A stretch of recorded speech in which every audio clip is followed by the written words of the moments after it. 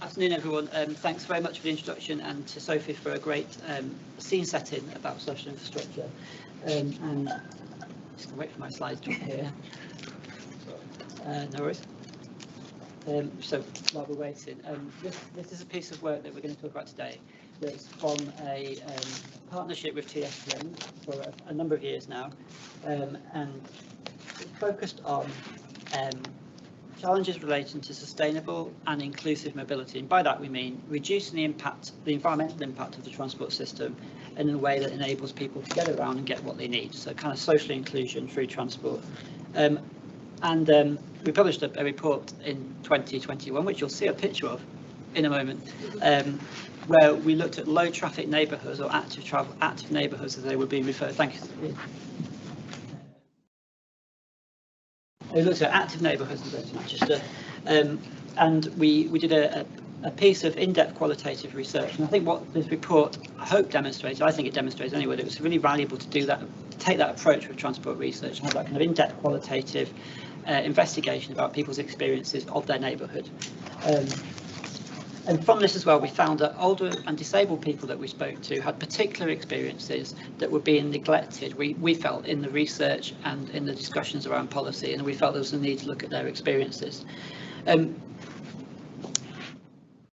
One thing I want to emphasise from the start is that we do not see older and disabled people as one homogenous population.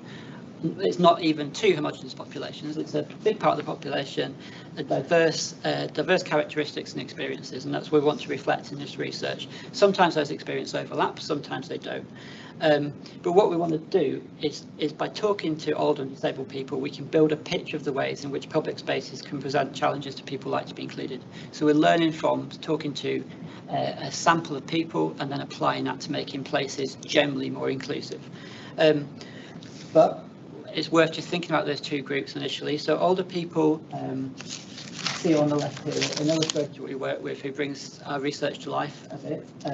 This is his interpretation of kind of social isolation, looking out on a busy road, thinking about going to the park. Older people may be unable to drive, having been used to driving for most of their life. They may have mobility impairments that make it challenging to walk in local areas, and they may experience social isolation as a result of this. They may even have gone from a situation of car dependency to one of transport-related social inclusion as they lose the facility of a car.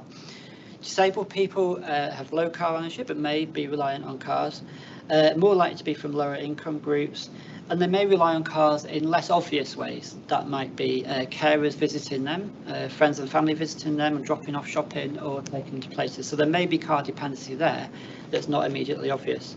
And they will also experience all sorts of challenges that we're going to hear more about in just navigating local areas, as this illustration shows here.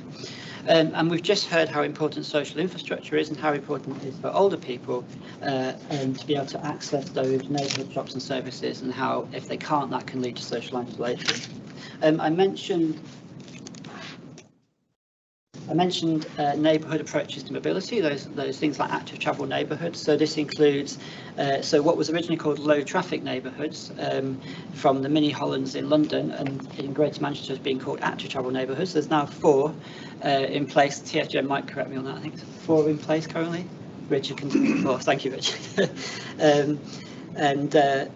But also alongside those, some of the newer concepts like 15-minute neighbourhoods, 20-minute cities, or interchangeable versions of those, which for some reason have become quite controversial. We won't go into that too much, but actually quite a positive thing. They're about locating shops and services within easy walking distance of where people live.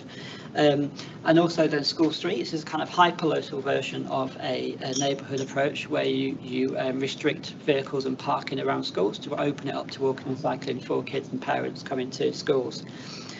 So that's a little bit of context. Over to Ian to talk about the findings. This is what we did.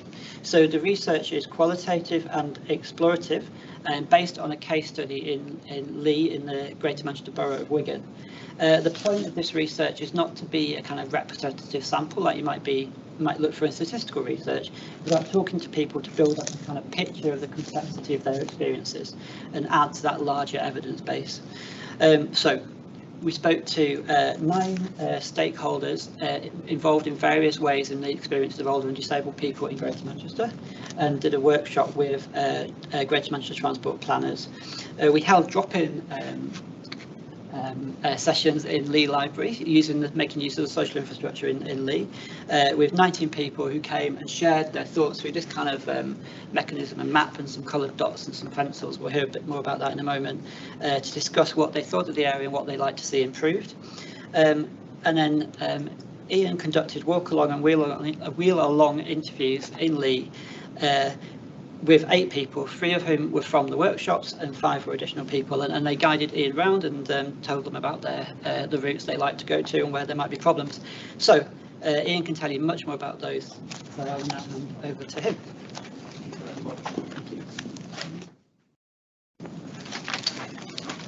Yes, I feel like Sophie's stolen a bit of my thunder, so I might be able to skip over some of these 20 odd slides for you.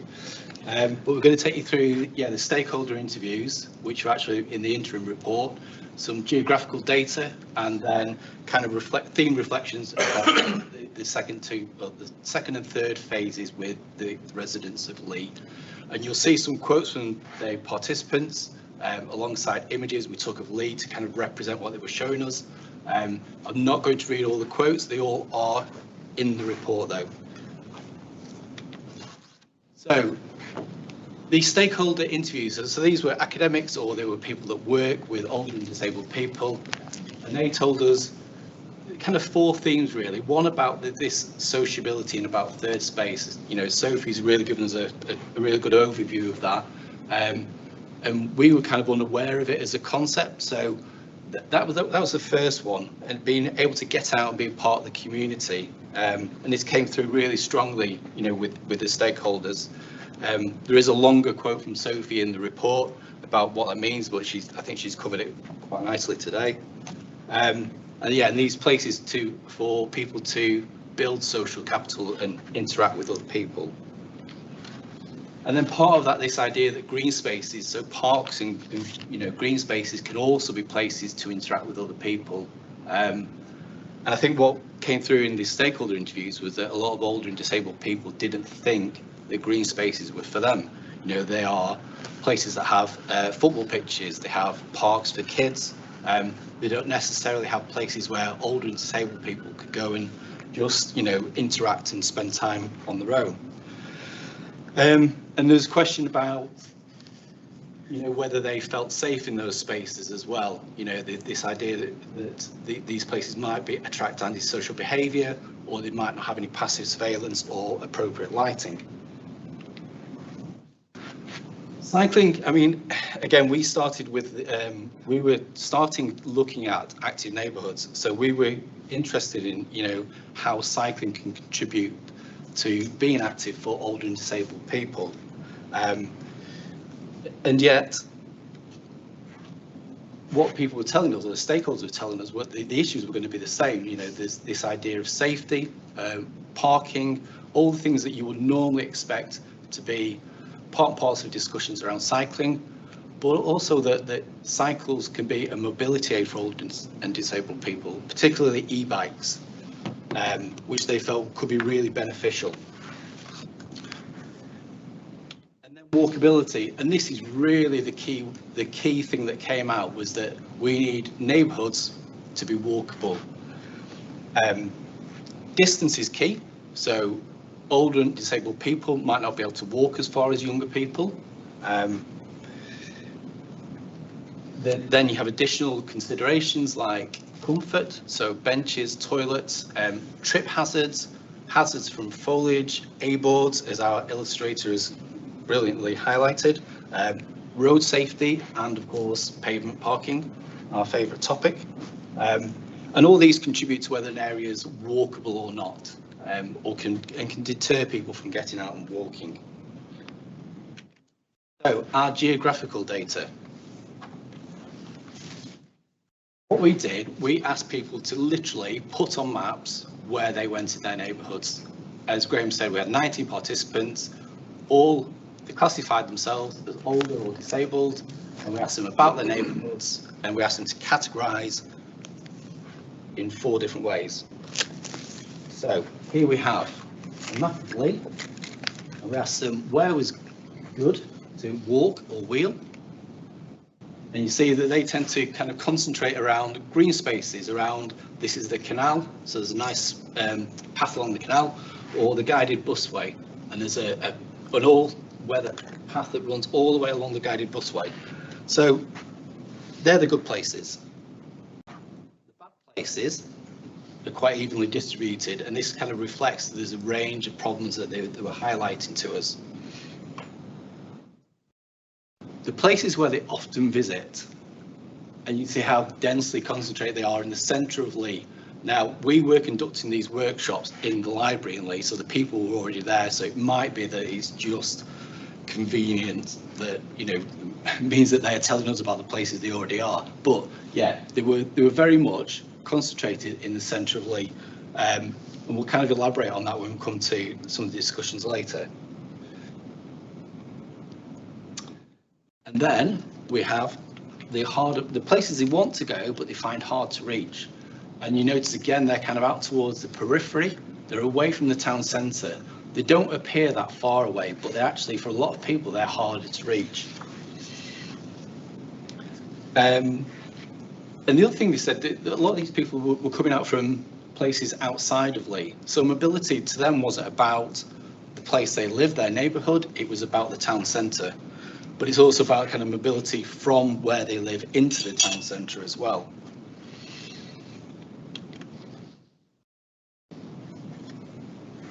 And then we had some walking and wheeling interviews. They were meant to be an hour.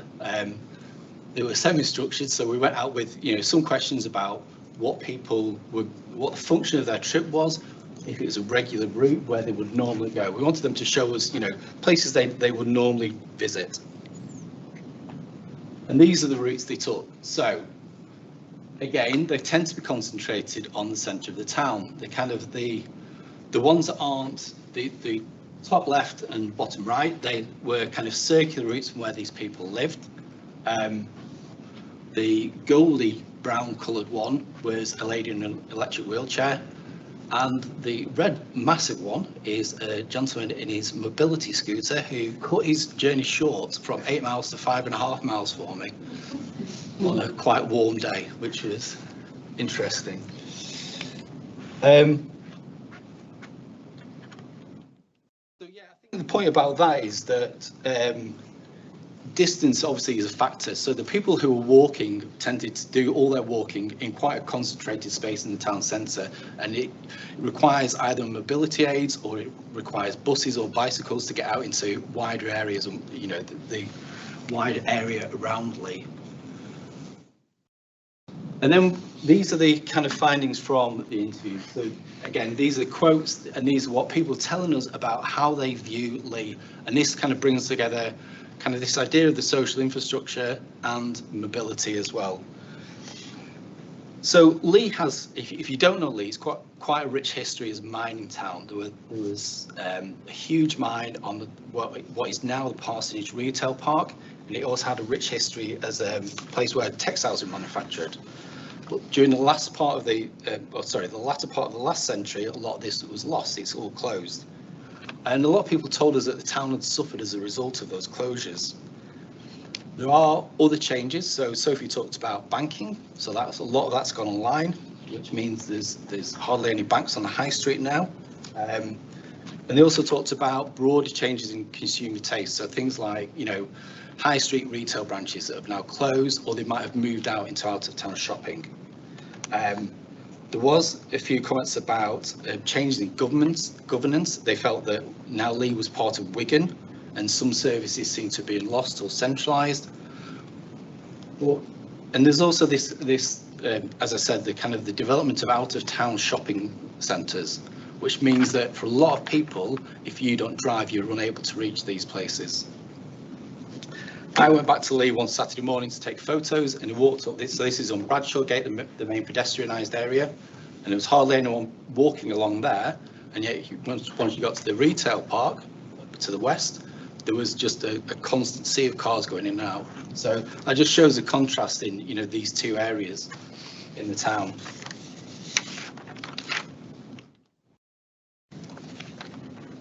And then in terms of kind of the social infrastructure, so people were telling us that, you know, what they want to do, that they want things to do in the town. They want to interact with the people, and they were telling us this explicitly. They were saying they want to get out and talk to people. They often describe their people in their community as lovely. They said it was a very community-minded place, and this kind of really talks to the issue of social infrastructure that Sophie's discussed. And they wanted entertainment, they wanted nightlife, they wanted community groups, they wanted to volunteer, church groups. Somebody suggested heritage walks. They talked about the local rugby team and athletics. And the issue seems to be that either the choice of these things aren't there, or it's very hard to reach without being able to drive. So there are community centres, but they're not in the town centre, they're out in higher folds. Or you might have to use public transport to reach it, and there was a lot, we'll come on to that later, there was a lot of criticism of public transport. Richard will be very pleased to hear. And some of these places might have been lost post-COVID as well. There was quite a few people that mentioned things that they used to do, but since COVID have closed and have not reopened. So people were raising these issues, and they were talking about these places they wanted to go, but they were talking about how they struggled to get there, and how able they were to reach these places. And this reflected kind of a general theme about how accessible the place was for walking and wheeling. But we kind of noticed that people were talking about walking or wheeling for different reasons. So partly to access the social infrastructure and the high street, partly to avoid social isolation, as this person said, and that was quite common in older people in particular. To access green spaces for leisure. But to get to these places and be mobile, people found a lot of barriers, and we'll come to this. There's an underlying theme of the area being quite poor for walking and kind of relying on cars. So the green space, yeah, people want nice places to walk. I mean, it's not really a surprise. This is Firs Park to the west of the town. Really lovely little place. They've got Pennington Flash as well. I walk around these areas with a number of people, and there's some barriers. You know, there are access barriers to some of these places, particularly the canal, which for people with mobility aids makes it quite challenging. And some of these don't seem that far out. I think they're about, from the library in the centre of the town, they're about half a mile walk. So for me, it wasn't too bad. But for a lot of old people, they find these places really difficult to access due to that distance. So when we talk about, you know, active travel, when we talk about walking being any distance under a mile, for a lot of people that's still too far. And that desire for kind of green space and nice places kind of is reflected in what people want in their urban environments as well. They want to see these kind of places. They want to see art and gardens, you know, parks and pleasant spaces in the town centre. And people were telling me they actively chose different routes because it's a nicer place to walk. It's quieter. It's got planting. So this is along Walmsley Road, and the residents have been planting these areas around the cars. And people were avoiding places that they called scruffy. So there's lots of concern about rubbish, about fly tipping and littering. People, you know, they want to take pride in the area. They want to be proud of where they live. And we are not criticising local authorities. We are aware that Wigan Council have a programme of improving the public realm in Lee. So this is something that is being addressed, but we're just reflecting what people are telling us when we interviewed them. Yeah, and back to the point about how walkable the place is.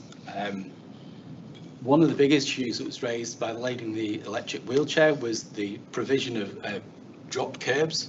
A lot of people talked about pavements and the walking surface, but if you see in this image here, there's a dropped curb to the right of the no entry sign, and there's not one on this side, and then there isn't one to get over past the car wash, but the crossing's down there. So that lack of kind of joined up thinking around where people were going. This lady said that, you know, when you add these barriers and you add things like pavement parking, she has turned around and literally gone home because she couldn't get around the town. And then distances as well. And this echoes, you know, what stakeholders were telling us. Many places we think of as walkable, a lot of people were saying for them was too far. So whether an area is walkable can depend on things like the drop curbs. It can depend on the distance. It can depend on things like toilets. And there was some conversations around how many toilets there were, whether people can access toilets. The only public toilet in Lee, we think it costs 20 pence to get in. So people are having to pay to go to the toilet. And there aren't any accessible toilets unless you pay and go into a commercial premise. You go into a cafe or you go into a restaurant, and then there is that pressure then to buy something. And then weather and seasonality. There is outside, very much like outside here actually, there's outside the town halls, a block paved area and the town square, and during we get any sort of rain, people telling that would flood. But there are also other routes over open ground that people were saying they were impassable if it rained heavily. And again, people then having to take routes next to roads, walking next to cars with noise and pollution because the route they would prefer to take was impassable. And this kind of leads on to this point about safety. So this is what somebody referred to as kamikaze roundabout. If you know it, there is actually, so this is a main road coming past the retail park. The bottom there, that's Twist Lane. And it's hard to capture in an image when you're stood next to it, but the amount of little bits of road and junctions here is quite disconcerting. So for a lot of people, this junction is really challenging. They talked about how anxiety inducing it was. The volume of traffic, the noise, the multi-phase crossings. Somebody described, a lady in the wheelchair talked about having to cross 6 different phases to get onto the other side, because there is a pavement on that side. But also the overgrown vegetation and the poor visibility around the junction as well. She was very concerned about people coming around the junction, coming around the corner onto this junction and not being able to see her because of her lower position on the pavement. And then parking. Parking was a big issue for a lot of people. I've got a collection of photos from Lee where people are parked on pavements and blocking pavements. It's quite bad. We saw people parked over drop curbs. We saw people creating obstructions, you know, blocking pavements. And we understand that this can be a quite complex issue. Some people actually talked about they felt that more parking was needed in the town, or free parking. So, and we know it can provide access for people whose mobility is poor. There were a couple of blue badge holders who would drive to where they needed to go. They couldn't really walk any further. And Sophie talked about being able to access, you know, ethnic supermarkets and that kind of thing. So it can be a bit of a challenge, that I think. It's probably more complex than we've got time to delve into. But one of the biggest issues people talked about to us in terms of safety was their personal safety. They felt very unsafe in the town centre, particularly if their personal mobility was poor. They felt intimidated by homeless people, people using drugs and alcohol and antisocial behaviour, which put them off spending time in the town centre where they wanted to spend time and interact with other people. They seem to conflate a lot of these issues, and you know, we're trying to be very careful about not saying that homeless people are antisocial or creating any sort of criminality, but people were very aware of the people hanging around in the town that they felt were intimidating to them.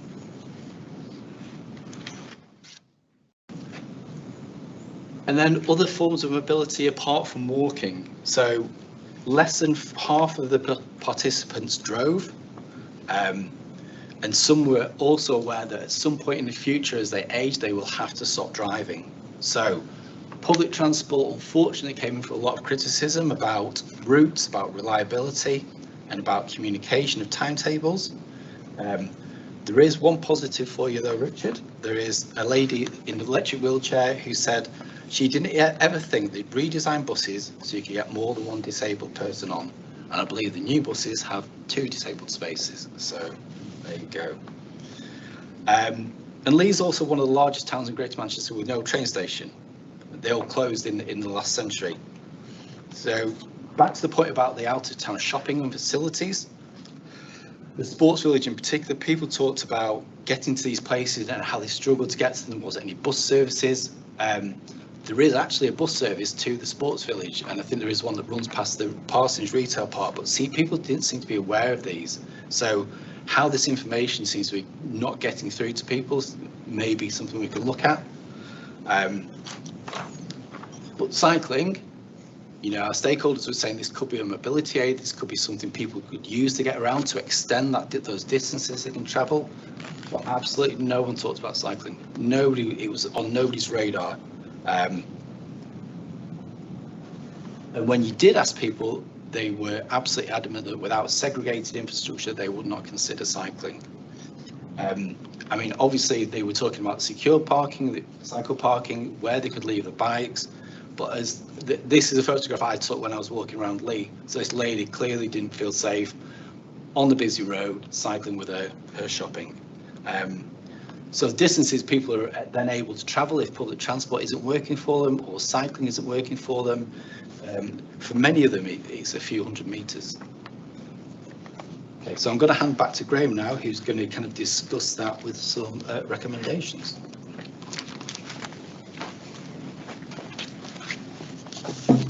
Thank you, Ian.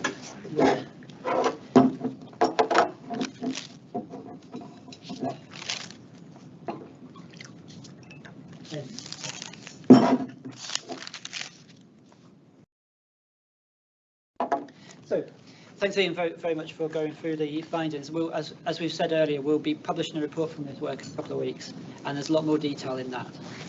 So I think you know, what we want to do is give those kind of key themes as an airing and have an opportunity to discuss them later in the session. So we saw, so in the report there's a kind of discussion and conclusion, but we thought it'd be useful to present it today as recommendations because we saw that would be quite a good sort of prompt for discussion. These recommendations are still drafts, I should say. We want to refine them and make sure, because we know this is one of the kind of most important parts of this kind of report, that people can pick up and do something with it. We also realise that sometimes recommendations can contradict each other, so we need to make sure we're very clear. And I'll mention a few instances of that as I go through them. But we've split them basically into how we think and talk about places, how we create sociable places, how we plan for older and disabled people, and how we provide transport service. And I'll go through each of them now. I think what Ian's showing there is that he's talked a lot about the way Lee has changed over time, the way people feel about that, the way they think about the social infrastructure available to them.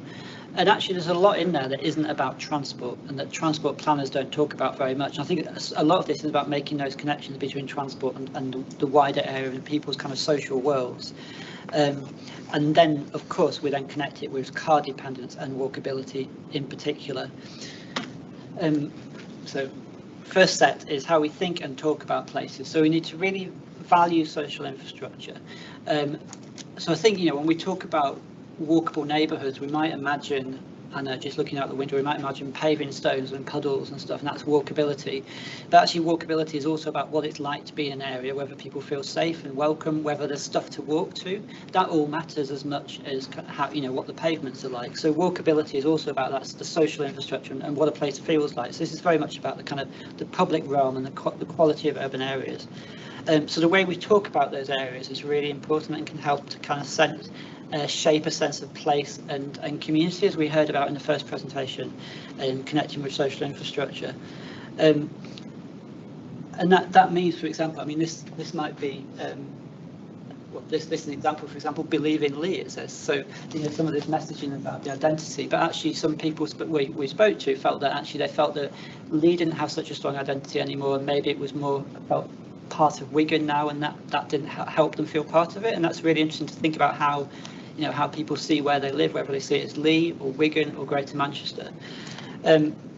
Focusing on walkability is really important, and that links to our previous research in active neighbourhoods, where people kind of were don't know, for want of a better word, suspicious of active neighbourhood plans because they were hearing that it was all about cycling, and that wasn't something that was anything to do with them. And walkability and walking kind of appealed more across the board to people, because and when I say walkability, I mean wheeling, walking and wheeling, and an inclusive sense of walkability. And finally, they would avoid the simplistic use of time and distance. Put simply, that means really think about what distances people can cover. For some of us, it might feel really easy to walk 15 minutes, there and back to a shop. For others, that's really difficult. So when we talk about things like 15-minute neighbourhood, we really need to think about whose 15 minutes is that. And as we'll show a few more examples, I think it really depends what's there within that 15 minutes as well. Is there a bench? Is there a toilet? Is there somewhere to rest? That's all part of making that journey possible. Some people may decide not to do that journey if those things aren't en route, even if it is 7 minutes back.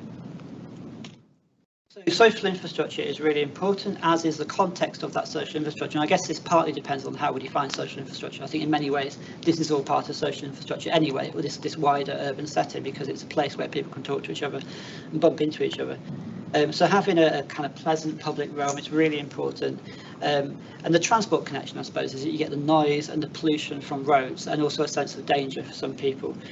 So that's the transport connection, but it also connects with just some of those basic mundane things like rubbish and antisocial behaviour, the sort of basics of making a place somewhere that people want to go to. Having more green spaces accessible to people seems really important, whether they're in urban centres or whether, I remember speaking to one lady in the workshop in the library where she said there was a place she wanted to visit, but there wasn't a bus going out that way, so she didn't feel that piece of green space was accessible to her. So making them more accessible, potentially in urban centres, potentially just making them more riding the public transport. One of the comments I think was around that diverse mix of retail and services in towns, and that's a massive question, isn't it? I mean, it's very hard to answer that within a kind of transport planning, obviously, and it's a major issue now, economic change around the way business and the economy is changing, but that is something people tell us about that affects how they feel where they live. Having those accessible amenities, which is things like benches, toilets, affordable refreshments. This is where some of the tensions come in, and there's potential contradictions, is that if you have benches and nice places to socialise, then you might get the antisocial behaviour that comes with it. And so different groups might want to use these spaces for different reasons, and some groups may be put off by other groups using those spaces. So it's really difficult to manage in an urban space. And well-connected walking routes. I think you mentioned in particular people talking about linking the library into the Bradshaw Gate, the pedestrian thoroughfare, the shopping area, and having a clear kind of pedestrian link between there. So making sure that you have these spaces and they're well linked. And there's, as a note, I think we've talked about the neighbourhood a lot in this and neighbourhood scale, but actually a lot of this discussion is about the town centre in Leigh, because that's where people are going to spend time. So it's partly about the neighbourhood, but it's actually can you get from the neighbourhood to the town centre, and then is it walkable when you get there? And you might even consider that kind of 10 or 15 minute walkability as the town centre as much as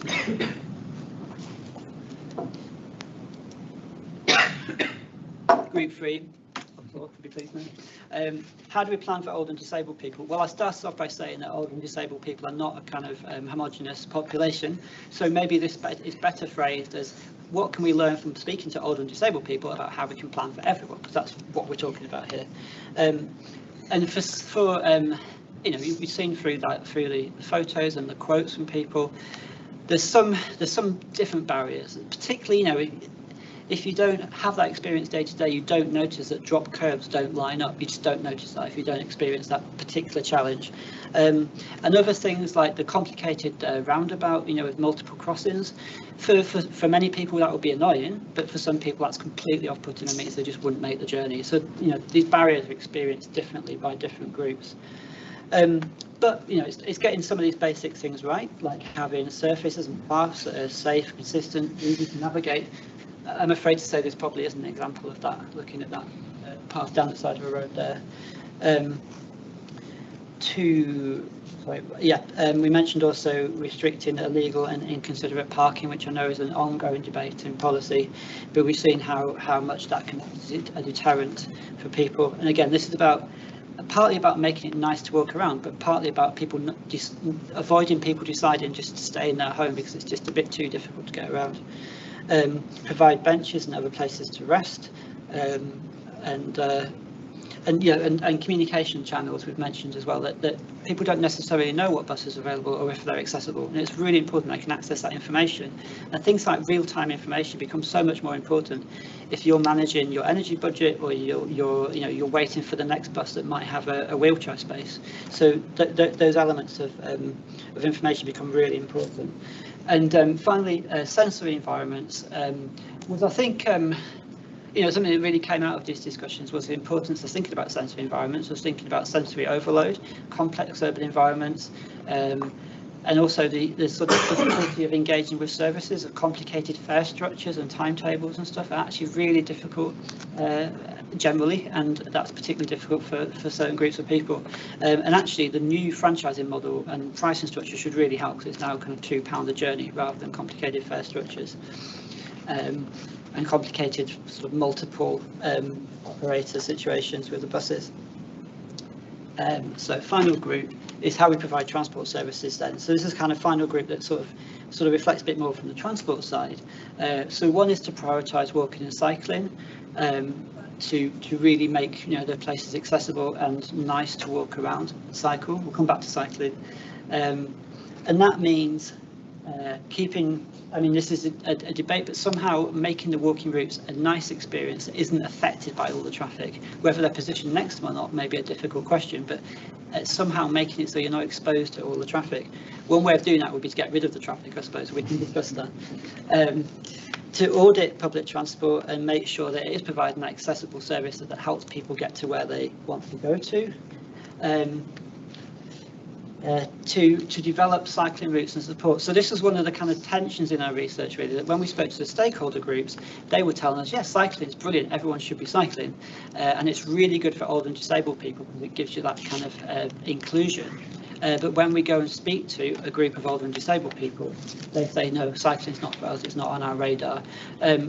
And I think the response to that really is to look at how we could help people start cycling. Is it about having the safe routes? Yes, it is. That's what they tell us. But it's also about having access to not unconventional bikes and probably training and support of various forms. So I don't think we should give up on cycling. I think it is obviously an opportunity for people to maybe reach those out of town areas, but they need a much more friendly urban environment in which to do that, and they probably need specific support as well.